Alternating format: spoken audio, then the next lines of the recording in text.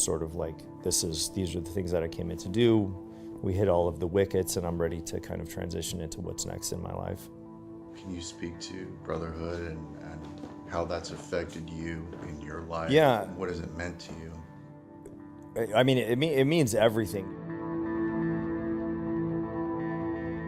You don't go to war for the politician or the politics or the end result. You don't even really go to war necessarily to fight against the people you're fighting for. You go to war and the main concern is like defending your teammates, defending your brothers. And Brotherhood is, particularly within the teams, is this very unifying aspect of what we do. And it extends beyond the battlefield. You know, it goes into the training that we do. It goes into people watching out for each other. I think now in sort of this end phase of my career, I see a lot of it as it pertains to people watching out for other team guys and their mental health as they move on, as they transition. Early on in my career, I would have said Brotherhood is, you know, brothers in arms. It's unifying. It's Henry VIII. It's, you know, all of those things. You shed blood with me, you'll be my brother.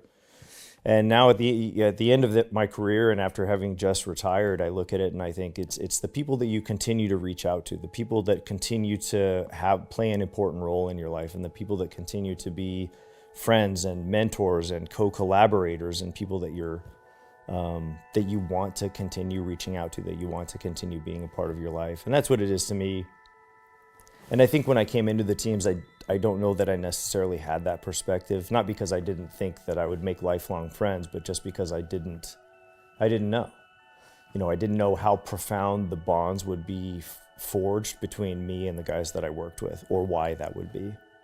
From the time that I got to Naval Special Warfare Development Group, guys like Lou Massey and Rob Bathurst were guys who were already senior, who already had positions of leadership, who I looked up to. And you know, early on coming to the command, you know, there are guys you kind of have to hitch your wagon to and say, this is the type of person that I want to be at this command, and this is how to get to that point. And so you watch those people, and you know, guys like Ed and guys like Sully, I think, are on that list too. It becomes one of those things where you watch those people and you emulate those people, and, you know, more people come along during the way. And yeah, really just incredible leaders for all the reasons that you can imagine, right? They're hands-on, they like self-sacrifice, they put their own needs behind you. They're guys who know when to say yes, when it's the right mission for the team, when it's the right tasking, and people who know when the team is tapped out, and people who know how to kind of protect the men under them, and then people who are willing to get in, get their hands dirty, do the work, participate, lead from the front. I think all of those kind of things are definitely things that I've seen. And, you know, there's an aspect of sometimes heavy-handedness, and then other times an aspect of empathy or comforting. And you have to, as a leader, I think you have to be able to balance those two things. And you have to be able to listen and sort of crowdsource these ideas, but at the same time be able to be the guy who says, okay, at the end of the day, this is the right decision, and this is the decision that we're going to make. And so those can be hard things to balance, right? Listening to everybody, and also being the guy who makes the final decision, sometimes a tough decision. And I've been incredibly fortunate to have tremendous leaders during my time in the teams.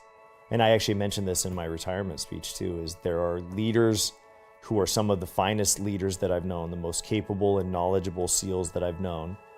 And people will never hear their names.